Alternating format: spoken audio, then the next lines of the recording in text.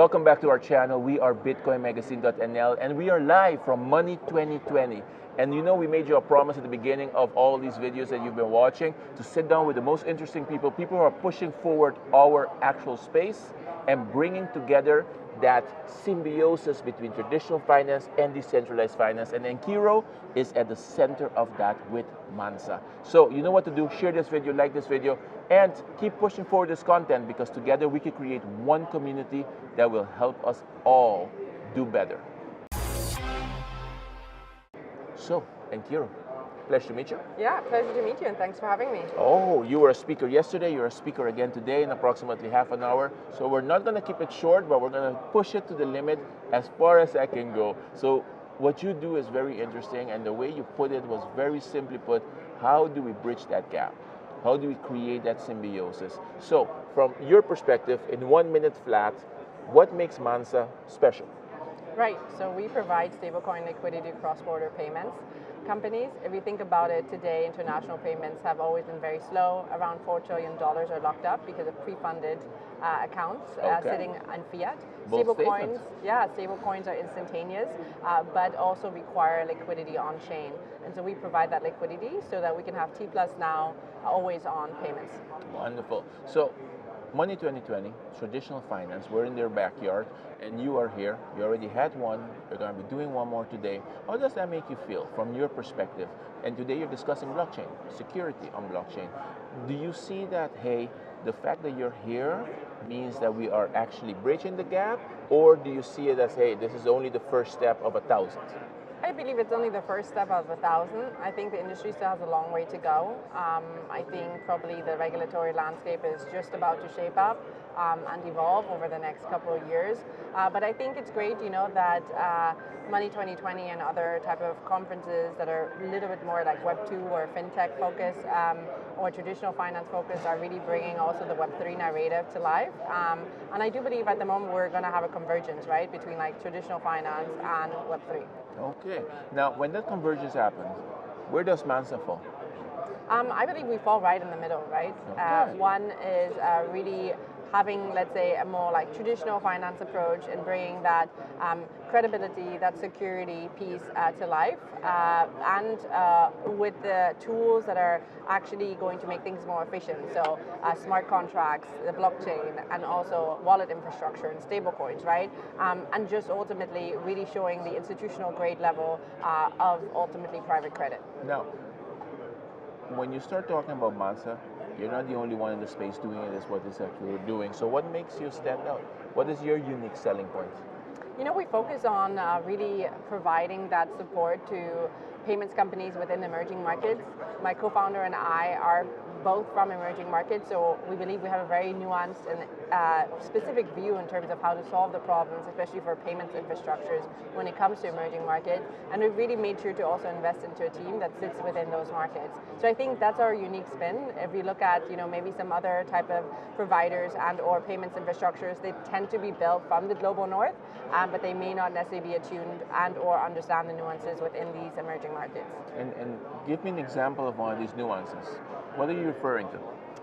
So for instance, like if you think about it, if you were to look at like credit worthiness and or do some underwriting, maybe you might not understand like why you know, specific payments flows, i.e. like the US to Nigeria, are actually happening. Or you might not really understand the fact that there's a lot of FX fluctuation and currency risk that happens within those corridors, and therefore how those payments companies might be swapping from, you know, kind of like the fiat into USDT, and therefore, if you lack that knowledge, you might think, you know, maybe this is nefarious activity.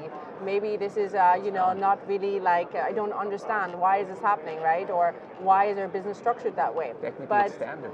Right, but because we understand that and we are not afraid to underwrite it, and we are not afraid to, you know, kind of say and set a new standard to say, no, these companies should also equally be treated with the same access, right? And with the same availability to again, the global market. I think that gives us that competitive edge, but also makes us a really favorable partner to these companies. Okay, so today you're at Money 2020. Which event were you at before this one?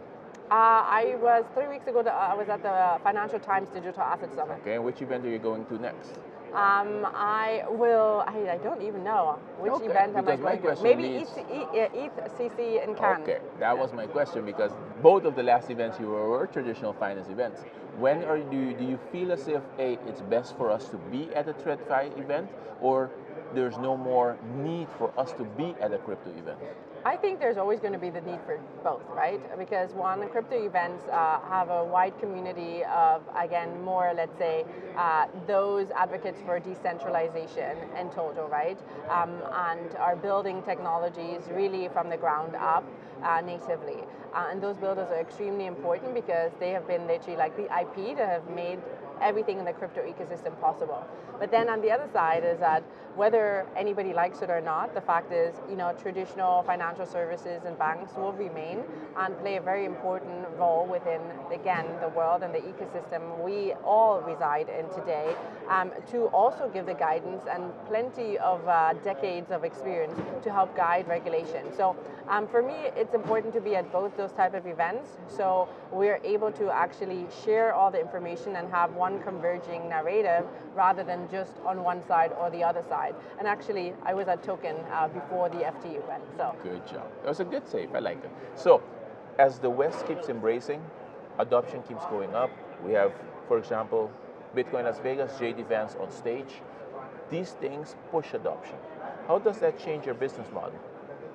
Right. So I think adoption oftentimes is driven through very colossal events, right? So if we look at, for example, much of the USD adoption was actually pushed during COVID.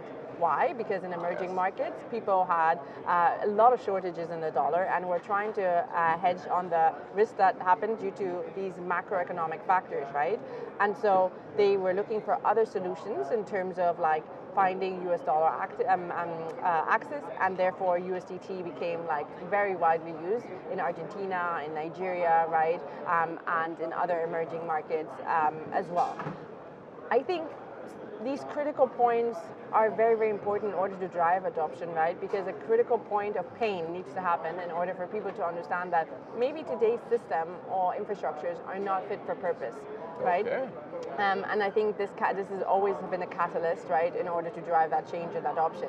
Saying that, I think now we're at like enough critical mass that we can use that as a really springboard to help inform maybe people who are not feeling or experiencing so much pain, but share with them in terms of like why these use cases and why this adoption is actually even more critical now to actually push forward from a wider market perspective. That's good. Speaking of catalysts, if you had the option to drop in one item that will cause the mass adoption explosion, what would that item be? I would have to say it probably would need to be further regulation.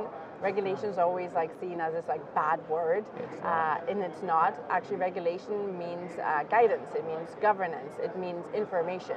Yes. It means boundaries, and boundaries are important in order to again ensure that people feel safe, especially with something that's very precious to them, which is money and value, right? Their salary, their incomes, their savings. So it's very, very important that again we have forward-leaning regulation that actually really considers like what are stable coins, what are cryptocurrencies, in what fashion should or could they be used, right? How do we help bring more governance to the individuals and companies who are building in that space so that, again, we're putting the protection of the user always at the forefront of that.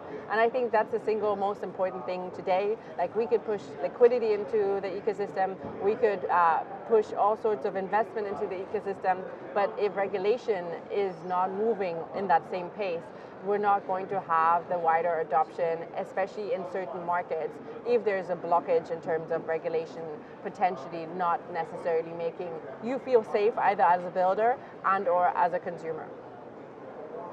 I could not have said it better. And Nkiru spelled it out for us. Regulation leads to safety, and safety leads to mass adoption. It's that simple. So, we kept our promise. We got to sit down with the most interesting people. We got to sit down with those who are changing the industry, pushing us forward, and bringing these two FIs, traditional finance and decentralized finance, together and trying to create one FI. So share this video, like this video, keep pushing this content forward, and we will all keep growing. And Nkiru, Thank you so much, Emmanuel. It was my pleasure. This was an amazing conversation, and I hope we get to sit down again soon. Yeah, I hope so too. Thanks for having me. Very good. See you all soon, right here from Money 2020.